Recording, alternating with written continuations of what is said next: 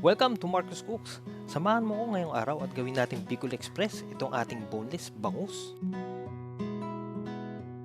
Itong bangus pala ay inasinan at kinood natin sa harina para iwas tilamsik sa pagprito.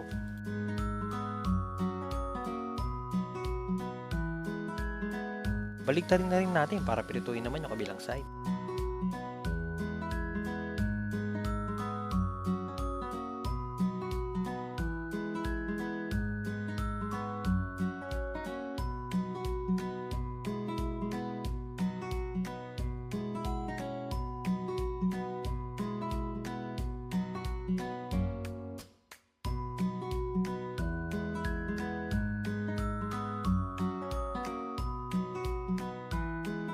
Isunod naman natin ngayon ang mga aromatics. Nandiyan ang bawang, sibuyas at luya.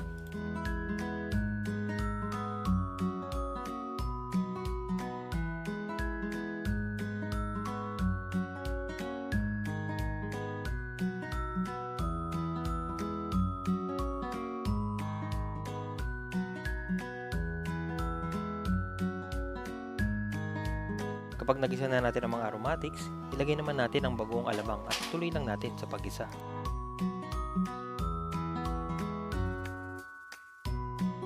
Itong sigarilyas naman ang dagdag natin sa ating recipe. Gigisa lang din natin ito kasama ng mga una nating sangkap. Dagdag na rin tayo ng asin at paminta.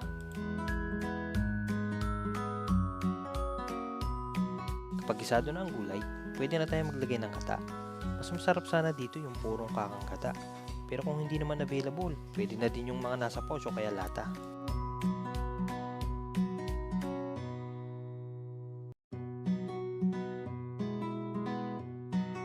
Maglalagay din tayo ng suka. Pero huwag nyong hahaluin ha. Takpan nyo lang siya at pakuluin.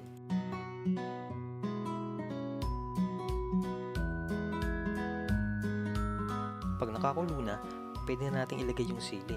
Pwede ngayong gumamit dito ng siling green o kaya siling labuyo. Dito rin ay nagdagdag pa ako ng patis kasi medyo matabang pa.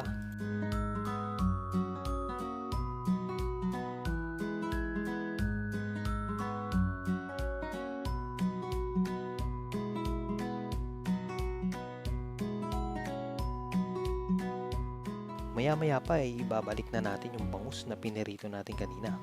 Sunod, tatakpan na lang natin yan at pakukulan tapos ready na yan.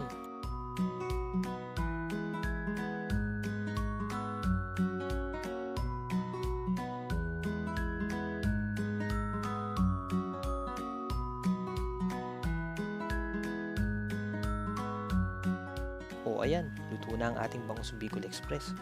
Kung nagustuhan mo ang ating recipe, subscribe ka na sa aming channel para updated ka sa mga susunod nating lutuin. O paano? Salamat!